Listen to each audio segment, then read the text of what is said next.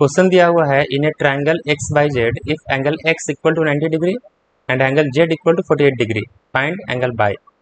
ठीक है, कहता है कि एक ट्रायंगल है एक्स बाई जेड, इसमें एक्स का वैल्यू 90 डिग्री है और जेड का वैल्यू 48 डिग्री है, तो एंगल बाई बताइए कितना होगा।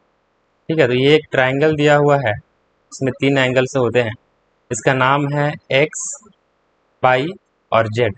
इसमें एक्स का वैल्यू दिया है 90 डिग्री, ठीक है, और जेड का वैल्यू दिया है 48 डिग्री, और आप सॉरी जेड का दिया है 48 डिग्री, जेड का वैल्यू है 48 डिग्री और एंगल बाई जो है आपको यहाँ पर फाइंड करना है। ठीक है, तो इस तरह का कोई भी क्वेश्चन उसको सॉल्व करने से पहले आपको ये पता होना चाहिए कि कोई भी ट्रायंगल जो होते हैं उसमें 3 एंगल होते हैं और तीनों एंगल का सम जो होता है 180 डिग्री होता है। इसको आपको याद रखना है, तभी ये क्वेश्चन सॉल्व हो पाएगा। ठीक है, यहाँ पर हम लिखेंगे कि we know that the sum of all the angles of a triangle is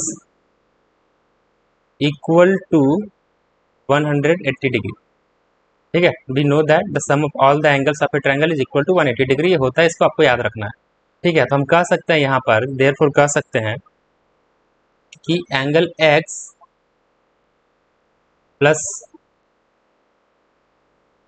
angle y plus angle Z equal to तीनों का सम कितना हो जाएगा 180 डिग्री होगा। Angle x plus angle y plus angle z तीनों को ऐड करें, सम करके 180 डिग्री होता है।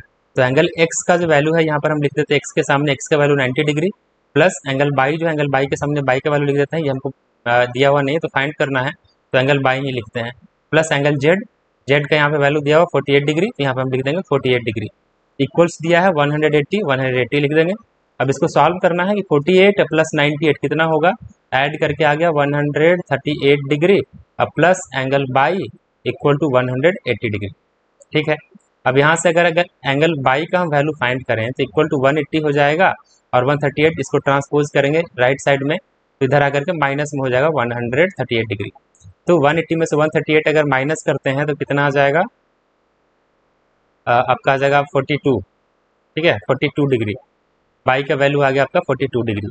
तो इस तरीके का कोई भी क्वेश्चन रहेगा जिसमें 2 एंगल गिवन रहेगा और थर्ड एंगल फाइंड करने के लिए बोला जाएगा, तो आपको उसी तरीके से करना है, angle this plus angle this plus angle this तीनों को ऐड करके इक्वल टू 180 करना है, और जो 2 एंगल का वैल्यू दिया रहेगा उसका वैल्यू हम पुट करेंगे और जिसका नहीं दिया है उसको एज इट इज लिखेंगे और इक्वेशन को सॉल्व करेंगे, उसका आंसर जो है हमारे पास आ जाएगा।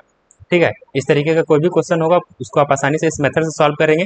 बाकी अगर वीडियो पसंद आया होगा तो वीडियो को लाइक कीजिएगा, चैनल को सब्सक्राइब कीजिएगा और दोस्तों के साथ भी शेयर कीजिएगा। Thank you.